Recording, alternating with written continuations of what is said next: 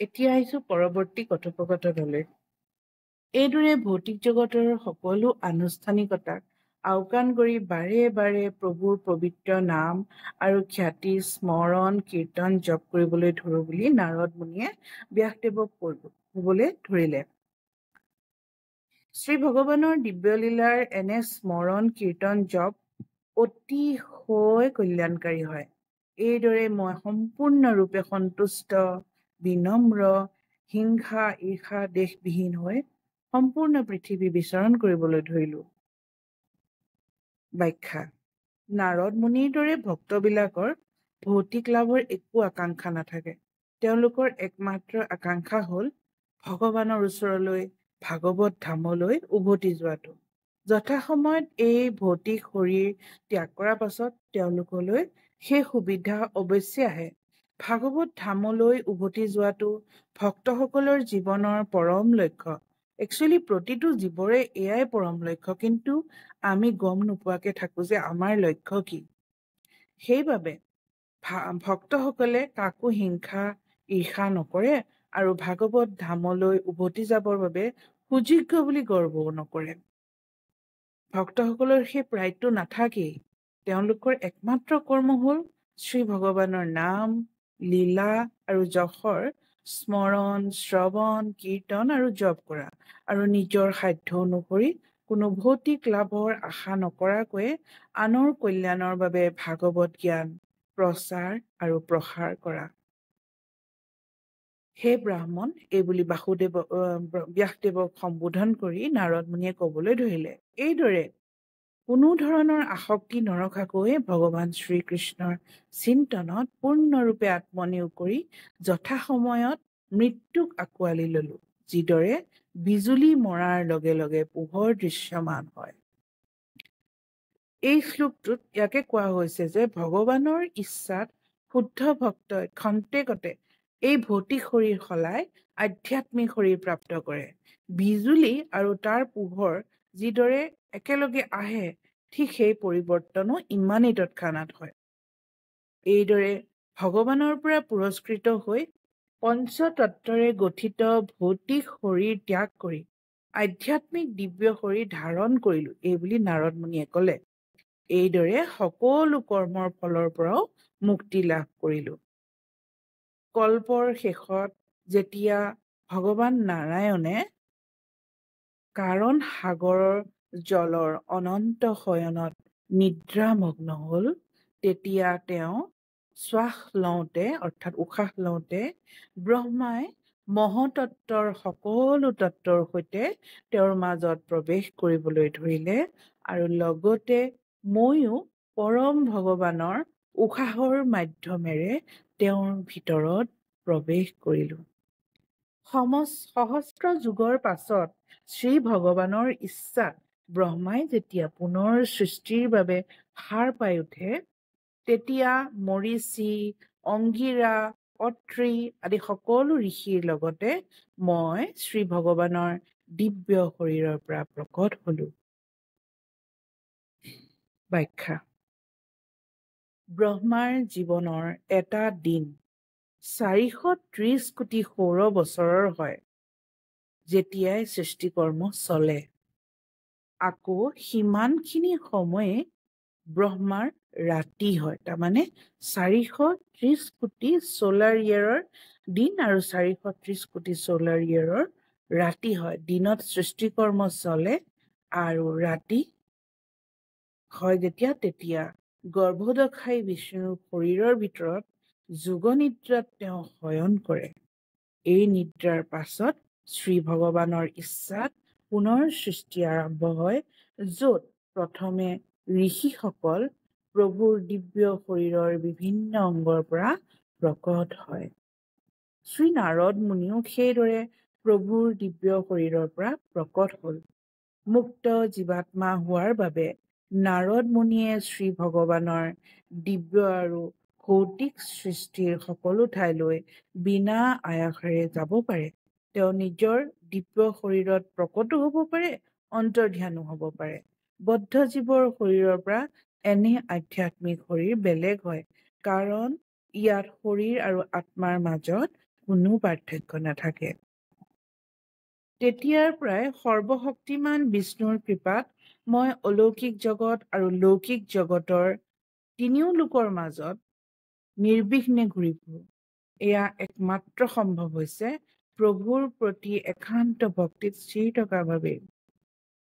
ব্যাখ্যা: ইয়াত যে তিনি লোক বুলি কোৱা হৈছে, শ্ৰীমদ ভাগৱত গীতাত কৈছে যে ব্ৰহ্মাণ্ডত তিনি লোক আছে, যাক ত্ৰিলোক বা ত্ৰিভুৱন বুলি কোৱা হয়, আৰু সেয়া হ'ল ঊৰ্ধ্বলোক, মধ্যলোক আৰু অধোলোক।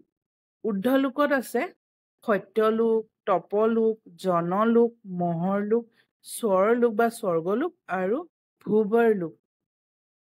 মধ্যলোকত ভূলোক অৰ্থাৎ পৃথিৱী আছে, আৰু অধোলোকত আছে অতল, বিতল, সুতল, তলাতল, মহাতল, ৰসাতল, পাতাল। এই 7খন, ওপৰত 7খন, তলত 7খন। ওপৰত 6খন, মানে পৃথিৱীৰ ওপৰত 6খন আৰু পৃথিৱীক ধৰি 7খন হ'ল, আৰু তললে 7খন। এইটো মই আকৌ এবাৰ কৈ দিছো যে ত্ৰিলোক বা ত্ৰিভুৱন তিনিটা লোক হৈছে ঊৰ্ধ্বলোক, মধ্যলোক, অধোলোক। ঊৰ্ধ্বলোকত আছে সত্যলোক, তপলোক, জনলোক, মহৰলোক, স্বৰ্গলোক আৰু পিতৃলোক। তাৰ পাছত মধ্যলোকত আছে ভূলোক বা পৃথিৱী, আৰু অধোলোকত আছে অতল, বিতল, সুতল, তলাতল, মহাতল, ৰসাতল, পাতাল। এইখিনিয়ে একোখন ব্ৰহ্মাণ্ড কয়, ব্ৰহ্মাণ্ড বুলি কোৱা হয়। এনেকুৱা কোটি কোটি ব্ৰহ্মাণ্ড থাকে। ঊৰ্ধ্বলোকৰ সকলোতকৈ ওপৰত, ব্ৰহ্মলোকৰ ওপৰত ব্ৰহ্মাণ্ডৰ এটা ভৌতিক আৱৰণ থাকে। তাৰ ওপৰত থাকে চিন্ময় আকাশ বা আধ্যাত্মিক আকাশ, যাৰ বিস্তাৰ অসীম, য'ত শ্ৰী ভগৱান নিজৰ নিত্যমুক্ত পাৰিষদসকলৰ লগত বাস কৰে। আধ্যাত্মিক আকাশৰ 4 ভাগৰ 3 অংশত প্ৰভুৰ নিবাস স্থান বিয়পি আছে। তাৰ মাত্ৰ এভাগত এনেকুৱা কোটি কোটি ব্ৰহ্মাণ্ড আছে। সেই ব্ৰহ্মাণ্ডৰ সংখ্যা এটা বাল্টিৰ ভিতৰত ভৰ্তি হৈ থকা এক বাল্টি সৰিয়হৰ সমান যেন। ভৌতিক জগতত থকা সকলো জীৱক 3ডাল ৰছীয়ে বান্ধি থৈছে, সত্য, ৰজ আৰু তমগুণ। কিন্তু নাৰদ মুনি প্ৰকৃতিৰ এই 3 গুণৰ বাহিৰত আছে, সেইবাবে তেওঁ সকলোতে অবাধে বিচৰণ কৰি ফুৰিব পাৰে। সকাম কৰ্মী ঋষিসকলে নাৰদ মুনিৰ দৰে কিন্তু বৈকুণ্ঠ লোকত প্ৰৱেশ কৰিব নোৱাৰে, কাৰণ তাত একমাত্ৰ নাৰদ মুনিৰ দৰে শ্ৰী ভগৱানৰ একান্ত ভক্তইহে প্ৰৱেশ কৰিব পাৰে। আৰু এইদৰে দিব্য ধ্বনিপূৰ্ণ বীণাখন বজাই বজাই শ্ৰী ভগৱানৰ মহিমাৰ দিব্য গীত গাই গাই মই বিচৰণ কৰি থাকো বুলি নাৰদ মুনিয়ে ক'লে। নাৰদ মুনিক এই বীণাখন ভগৱান শ্ৰীকৃষ্ণই প্ৰদান কৰিছিল। এই বীণাখন ঐশ্বৰিক হয়, আৰু ইয়াৰ পৰা ওলোৱা সুৰো ঐশ্বৰিক বা দিব্য হয়। এই বীণাখনৰ পৰা ওলোৱা সপ্তম সুৰো ঐশ্বৰিক হয়। এই 7 সুৰ বা সপ্তম স্বৰ হ'ল সাৰেগামা পাধানিসা। সা মানে সৰজ, ৰে মানে ঋষভ, গা মানে গান্ধাৰ, মা মানে মধ্যম, পা মানে পঞ্চম, ধা মানে ধৈৱত আৰু নি মানে নিষাদ। সেইবাবে এই সপ্তম সুৰৰ প্ৰয়োগ যেতিয়া ভগৱানৰ সেৱাত, তেওঁৰ মহিমা গায়নৰ বাবে ব্যৱহাৰ কৰা হয়, তেতিয়া সেয়া আধ্যাত্মিক হৈ পৰে। নাৰদ মুনিয়ে এই দিব্য বীণাখন উপহাৰ পাই নিজৰ কৰ্তব্য হিচাপে কেৱল ভগৱানৰ যশ গাবলৈকে ব্যৱহাৰ কৰিছিল, আৰু এইদৰে আধ্যাত্মিকতাৰ উচ্চ পদত অধিষ্ঠিত হৈ আছে। এতিয়া নাৰদ মুনিয়ে আকৌ ক'ব ধৰিলে, যেতিয়াই ভগৱানৰ পবিত্ৰ লীলাসমূহৰ শ্ৰুতিমধুৰ কীৰ্তন মই গাব আৰম্ভ কৰোঁ, তেতিয়াই তেওঁ মোৰ হৃদয়ত দৰ্শন দিয়ে যেন মই তেওঁক আমন্ত্ৰিতহে কৰিলোঁ। যিসকলে নিজৰ বস্তুৰ সৈতে ইন্দ্ৰিয়ৰ সংস্পৰ্শৰ ইচ্ছাৰ বাবে সদায় চিন্তা আৰু উদ্বেগেৰে ভৰি থাকে, তেওঁলোকে ঈশ্বৰৰ ব্যক্তিত্বৰ এই দিব্য কাৰ্যকলাপৰ অহৰহ জপ কৰি এই অজ্ঞান, এই ভৱসাগৰ পাৰ হ'ব পাৰে। মায়া মানে হ'ল যাৰ অস্তিত্ব নাই। এই মায়াৰ প্ৰভাৱত জীৱই 1 ছেকেণ্ড সময়ো মৌন হৈ থাকিব নোৱাৰে। কিবা নহয় কিবা কৰি থাকিব, ভাবি থাকিব, নহলে কৈ থাকিব। নাৰদ মুনিয়ে নিজৰ অভিজ্ঞতাৰ পৰা কয় যে যদি কোনোবাই বাস্তৱিক সুখ বিচাৰে, তেন্তে মাত্ৰ চিন্তাৰ বিষয়বস্তুটো সলাব লাগে।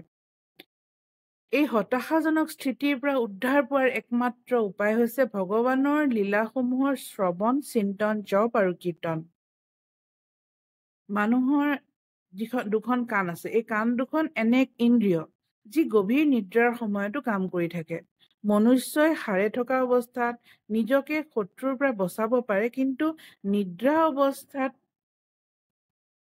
এই কাণ দুখনৰ ব্যৱহাৰ অতি মহত্বপূৰ্ণ। নিদ্ৰা অৱস্থাতো কাণ দুখনহে মানুহক ৰক্ষা কৰে। ভৌতিক জগতৰ 3বিধ কষ্টৰ পৰা ৰক্ষা পাবলৈ আৰু জীৱনৰ সৰ্বোচ্চ সিদ্ধি পাবলৈ হলে এই কাণ দুখনৰ ব্যৱহাৰ সম্বন্ধত শ্ৰৱণ অতি মহত্বপূৰ্ণ। শ্ৰীমদ ভাগৱতৰ দিব্য শব্দৰ উচ্চাৰণ আৰু শ্ৰৱণ ইমানেই শক্তিশালী যে ইয়াৰ দ্বাৰা তুৰন্তে ঈশ্বৰৰ লগত সম্বন্ধ স্থাপন হৈ সমস্ত সাংসাৰিক মোহ, দুখ, কষ্ট, ভয় নাইকিয়া হৈ জীৱনৰ পৰম সিদ্ধিৰ প্ৰাপ্তি ঘটে। এইদৰে দেখা পোৱা গ'ল যে আজিকালি সঘনে উচ্চাৰিত হোৱা মেডিটেশ্যন নাৰদ মুনিয়ে কিমান সহজ কৰি দিছে।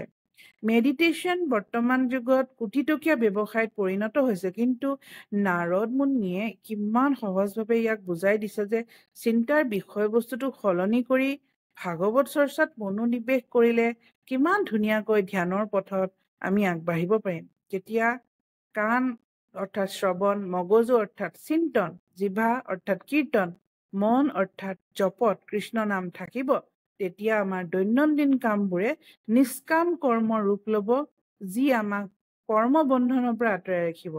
কামবোৰ কৰোঁতে এনে লাগিব যেন আমি ধ্যানস্থ যোগীৰ দৰে কৃষ্ণৰ ইনষ্ট্ৰুমেণ্ট হিচাপে কৰি আছো। সেই কৰ্মবোৰেহে তেতিয়া সমাজৰ হিত সাধন কৰিব, কাৰণ যেতিয়া কৰ্মফলৰ আশা নকৰাকৈ ফলৰ গৰাকী শ্ৰী ভগৱানক আগবঢ়াই কাম কৰা হয়, তেতিয়া খং কমি যাব, মুখৰ মাত কথা মিঠা হ'ব, যাৰ ফলত ইণ্টাৰপাৰ্চনেল ৰিলেশ্যনশ্বিপবোৰ ভাল হ'ব। সমাজখন সঁচাই কিমান ধুনীয়া হ'ব ন?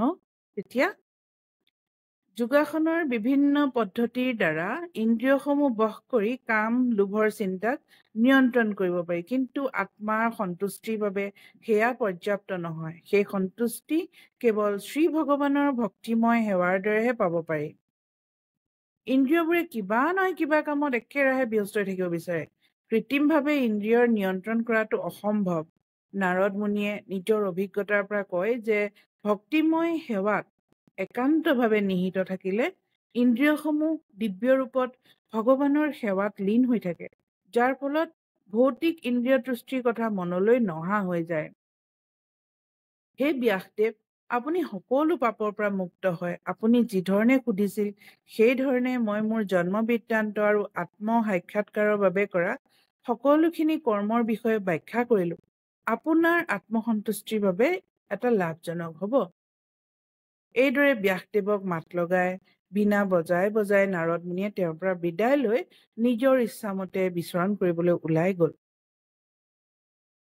ধন্য হে নাৰদ মুনি, কাৰণ শ্ৰী ভগৱানৰ মহিমা গায়ন কৰি নিজেই আনন্দ লভাৰ লগতে ব্ৰহ্মাণ্ডৰ সমস্ত জীৱকো অনুপ্ৰাণিত কৰে। ধন্যবাদ।